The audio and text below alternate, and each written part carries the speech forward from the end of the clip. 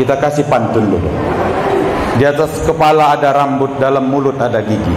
Salam saya kurang semangat disambut, saya ulang sekali lagi. Assalamualaikum warahmatullahi wabarakatuh.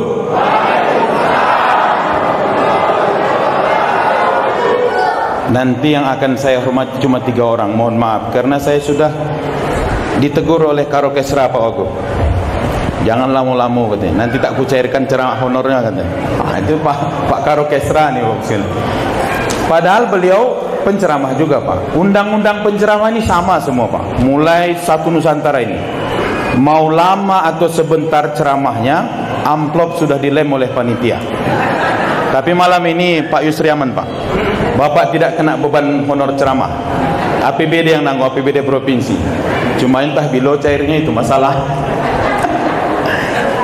Yang sama-sama kita hormati Bapak Wakil Gubernur Riau Brigadir Jenderal Purnawirawan Haji Edi Aprizal Natar Nasution. Lengkap Pak ya? Itu nih. Kemudian yang kami hormati Bapak Bupati Siak Dr. Andus Haji Alferi MSI. Dan yang ketiga yang kami hormati yang bukan Wakil Gubernur dan yang bukan Bupati Siak. Semoga Allah merahmati kita semua. Ceramah saya malam hari ini juga tak lama Pak. Makanya judulnya saya kasih umur singkat, amal berlipat-lipat. Allah Subhanahu wa taala mentakdirkan umat Nabi Muhammad ini umurnya pendek-pendek Pak. Standarnya sudah jelas hadis Rasulullah kan. A'maru ummati ma baina sittin ila sab'in. Standar umat Nabi Muhammad umur ini antara 60 ke 70 tahun. Itu standar Pak. Kebiasaannya begitu. Izin Pak Wagub berapa sekarang Pak? 62. Tapi penampilan macam 35 orang Pak. Saya sebenarnya malam hari ini Bapak Ibu sekalian agak ngeri-ngeri saya ceramah ini. Pas di samping saya Pak Wagub tadi dikirimnya lah video YouTube. Beliau ceramah sudah sering kita dengar ceramah, tapi ceramah yang dikirimnya itu ceramah di depan Ustadz Abdul Somad Pak. Nanti buka YouTube, ketik Edi Wagub Edi Natar Nasution. Subscribe semua ya. Video Wakil Gubernur ceramah di depan UAS. Itu luar biasa Pak. Tak ada sembarang orang berani ceramah di depan UAS. Beliau berani Pak. Mungkin karena jenderal itu mungkin ya. Bapak Ibu sekalian, standarnya begitu. Antara 60 ke 70. Yang 80 ada tak banyak Pak. 90 ada sedikit. 100 sudah jarang itu Pak. Tapi standarnya 60 ke 70 dan Rasulullah ada di situ. Berapa usia Rasulullah wafat? 63. Standarnya di situ. Nah, ini berbanding terbalik dengan umat-umat sebelum kita Pak. Umurnya ratusan tahun, bahkan ada yang hampir 1000. Nanti buka surah Al-Ankabut surah ke-29 ayat 14. Walaqad arsalna Nuhan ila qaumi. Sungguh Allah sudah mengutus Nabi Nuh kepada kaumnya. Falabisa fihim. Nabi Nuh itu hidup di tengah-tengah kaumnya. Umurnya berapa? Alfasana, 1000 tahun. Illa khamsina ama, dikurangi 50 tahun. Berapa itu Pak? 950 tahun. Ada jemaah Masjid Nurul Ikhlas ini yang mau berusia sampai segitu Pak? Ada? Kalau ada biar sama-sama kita doakan malam ini. Ada tuan guru kita sini mendoakannya. Ada yang mau? Tidak ada kan? Nah Bapak Ibu sekalian, apa yang ingin kita ambil hikmahnya? Tentulah logikanya orang yang umat-umat sebelum kita dulu umurnya panjang-panjang, punya kesempatan lebih banyak beramal dan mendapatkan pahala dibanding kita. Umat-umat sebelum kita. Kenapa? Umur mereka panjang-panjang, umur kita pendek-pendek. Nah, ditambah lagi kita ini Bapak Ibu sekalian, saya maju nanti kena pula nih. Inilah nasib penceramah ini. Tadi pas duduk awak tak dikasih snack Pak. Sudah berdiri. Mudah-mudahan tak dihabiskan sama Pak Karo jatah saya Pak. Masalah kita ini lagi ada. Sudahlah umurnya pendek, lambat pula taubat Pak. Usia Allah kasih 60 tahun, taubatnya di umur 50 tahun. Tinggal 10 tahun. Kira-kira 10 tahun ini mampukah kita gunakan untuk mengimbangi amal-amal umat sebelum kita yang usia mereka ratusan tahun, bahkan bisa melampaui mereka? Kalau ini pertanyaannya Bapak sekalian, saya jawab malam hari ini khusus bagi jemaah Masjid Nurul Ikhlas Pinang Sebatang Timur, bisa. Syaratnya apa? Kita mau dan ikhlas melakukan. Emang Ustaz ada amalannya? Ustaz ada, Pak. Saya sampaikan 2 saja malam ini, tak banyak-banyak, 2 saja. Yang pertama apa? Kalau kita mau, umur kita yang pendek ini kita bisa mengalahkan pahala umat-umat sebelum kita. Amal pertama apa? Sholat berjamaah jangan pernah tinggalkan, di masjid, di musola. Sholat berjamaah jangan pernah tinggalkan. Ini Pak Wagub luar biasa nih Pak, punya gerakan subuh berjamaah, punya gerakan di Provinsi Riau ini, supaya mengajak orang berjamaah ke masjid. Kenapa begitu? Amal ini Allah siapkan, amal sholat berjamaah ini Rasul siapkan untuk kita, bisa menanding umat sebelum kita. Jelas. Tadi kita sama-sama sholat Isya di sini Pak, sholat Isya 4 rakaat. Ada orang di rumah sholat Isya juga, tapi pahalanya beda itu Pak. Berapa bedanya? 27. Jadi kalau ada orang 10 tahun dia sholat berjamaah nggak pernah putus di masjid ataupun di musola, itu sama nilainya dengan orang tak sholat berjamaah 270 tahun. Satu hari Bapak sholat berjamaah di masjid ini akan baru sama nilainya dengan 27 hari orang sholat di rumah nggak berjamaah. Jadi ini jangan tinggalkan sholat berjamaah ini. Prinsip sholat berjamaah ini sederhana Pak. Jangan tunggu mati baru ke masjid, tapi sampai mati di masjid. Kan banyak kejadian kayak gitu Pak. Pas hidup nggak pernah Pak Bupati ke masjid. Sekali ke masjid berdiri di depan imam, dia duduk depan imam. Jadi apa dia? Jadi mayat Pak, agak luar biasa. Saya sampaikan sama kita Pak, tidak ada fadilahnya orang mati disolatkan di masjid dan di rumah, sama itu Pak. Kita ini kadang-kadang bertengkar harus di masjid, harus, tidak ada Pak. Yang diutamakan itu ada fadilahnya bagi orang yang hidup harus ke masjid. Saya sesekali pernah juga Pak Wagub ke masjid, habis ceramah pulang jauh, sholat subuh di sebuah masjid, kayak saya sebutkan masjidnya, sholat saya di situ. Sampai di situ cuma 1 orang, bapak itu yang azan, bapak itu yang qomat, bapak itu yang imam, saya makmumnya bersama, saya bawa supir satu. Saya pikir sedih sekali nasib masjid ini, saya pikir. Dan saya bertekad nanti habis sholat berjamaah ini saya akan jumpai Pak Imam, saya tanya siapa ketua BKM-nya. Tujuan saya akan silaturahim kepada ketua BKM, saya sampaikan tanggung jawab, jangan hanya mau jadi ketua, tapi tanggung jawab makmurkan masjid ini. Saya tanya Pak Imam itu, siapa Pak ketua BKM-nya? Mau ngapain katanya?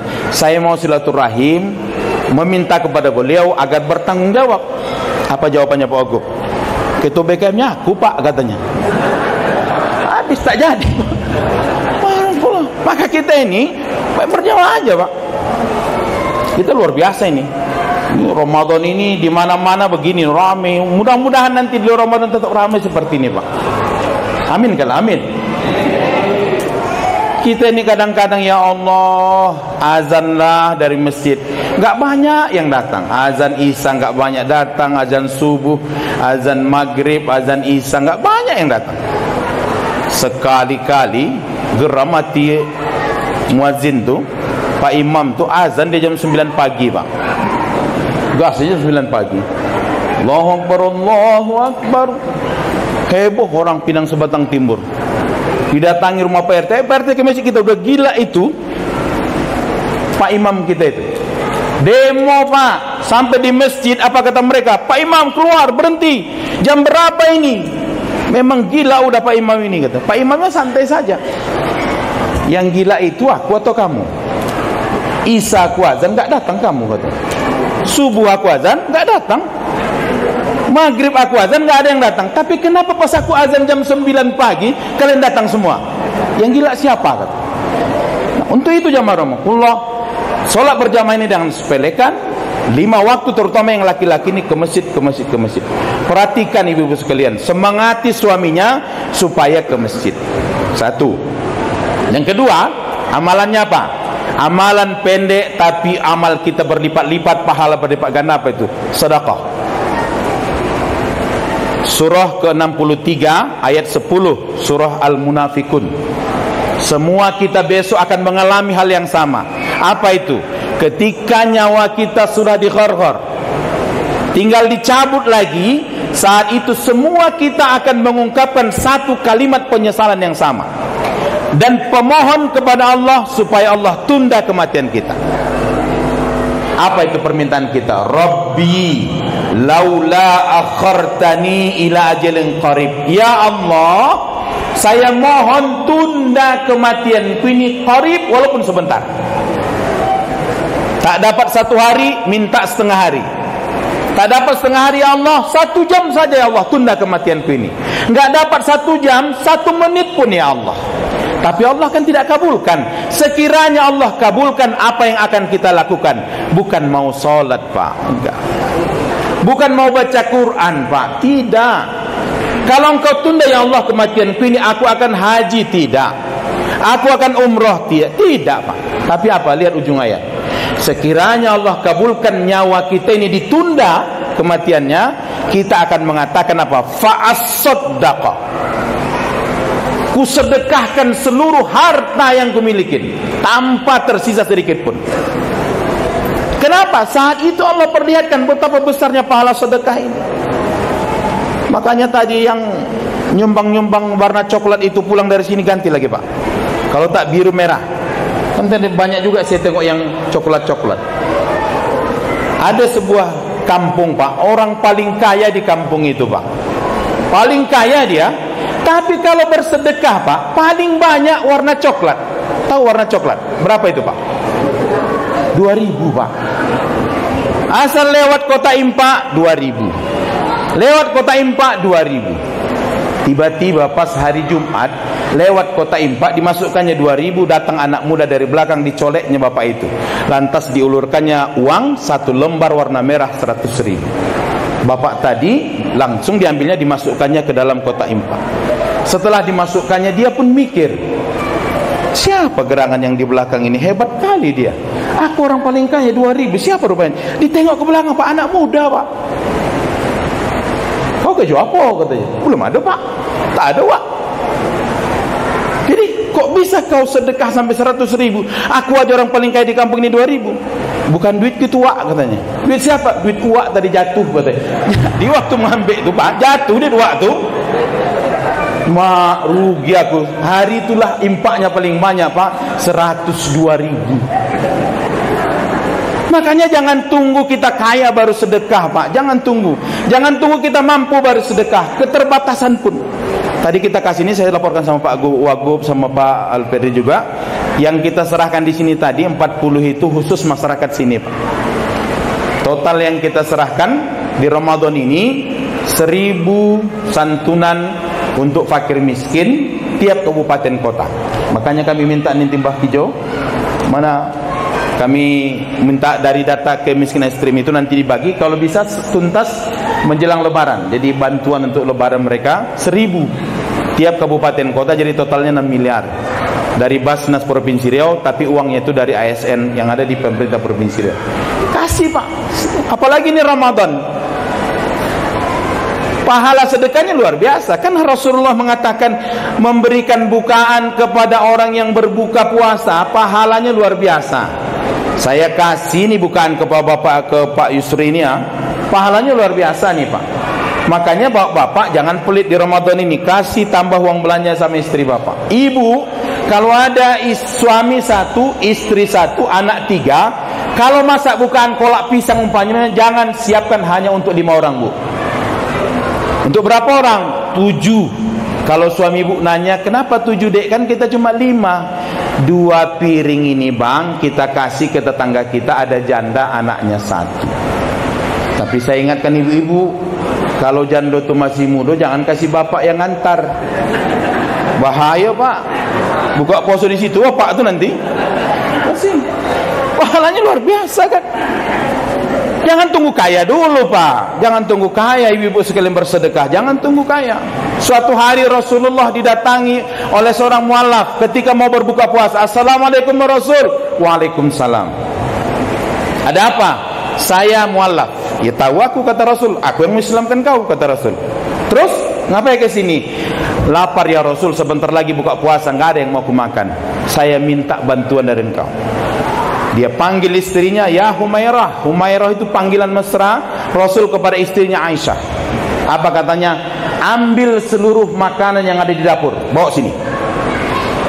Macam banyak aja, padahal hanya ada satu piring isinya kurma dan satu gelas susu. Oleh Aisyah yang taat luar biasa kepada suaminya, dikasih kepada Rasul. Kasih bu sekalian. Oleh Rasul diambil hanya satu butir kurma ini, diambil. Sisanya dikasih ke mualaf tadi. Susu pun dikasih ke mualaf tadi. Aisyah istrinya batin dalam hatinya, loh kok dikasih semua, lantas kami makan apa? Tapi dia nggak berani mengungkapkan di jamaah Rasulullah. Lantas mualaf tadi pun pergi dengan membawa susu dan kurma. Gak berapa lama Bapak Ibu sekalian, tiba-tiba dari masjid diumumkanlah, Masjid Nabawi, waktu berbuka puasa tiba. Apa yang dilakukan oleh Rasulullah? Diambilnya kurma sebiji tadi, dimasukkannya ke mulutnya, diisap-isapnya, nggak dimakannya, hanya untuk membatalkan puasanya. Lantas setelah diisap-isapnya batal puasanya, dikeluarkannya, dikasihnya kepada istrinya Aisyah. Aisyah nggak jorok, nggak merasa jijik, dimakannya. Setelah selesai dimakannya, ucapannya dengar ini bu, apa kata Aisyah?